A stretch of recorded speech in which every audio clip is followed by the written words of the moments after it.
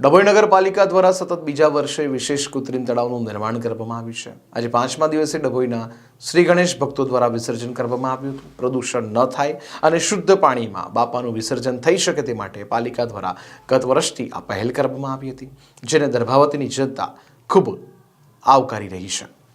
ડભોઈ નગરપાલિકા દ્વારા આ વર્ષે ગણપતિ વિસર્જન માટે એક અનોખું અને ભવ્ય આયોજન કરવામાં આવ્યું છે. નગરપાલિકાના ચીફ ઓફિસર જય કિશન તડવીના નેતૃત્વ હેઠળ ડભોઈમાં કૃત્રિમ તળાવ એટલે કે આર્ટિફિશિયલ પોન્ડનું નિર્માણ કરવામાં આવ્યું છે, જે માત્ર સુંદર જ નહીં પરંતુ સંપૂર્ણપણે ઇકો ફ્રેન્ડલી રીતે તૈયાર કરાયું છે.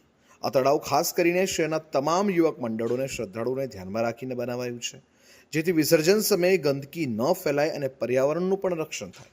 ડભોઈ નગરના વિવિધ વિસ્તારોમાં આવેલા ગણપતિ યુવક મંડળોએ આયોજનનું સ્વાગત કર્યું છે અને ડભોઈ નગરના તમામ ગણપતિ યુવક મંડળોમાં ઉત્સાહ પણ જોવા મળ્યો હતો.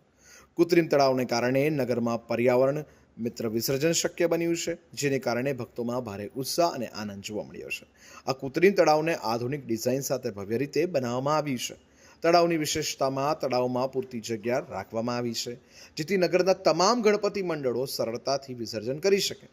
પાણી પ્રદૂષણ ન ફેલાય તે માટે ખાસ જાળવણી કરવામાં આવી છે. તળાવને ઇકો ફ્રેન્ડલી બનાવવા માટે તેમાં કુદરતી તત્વોનો ઉપયોગ કરવામાં આવ્યો છે.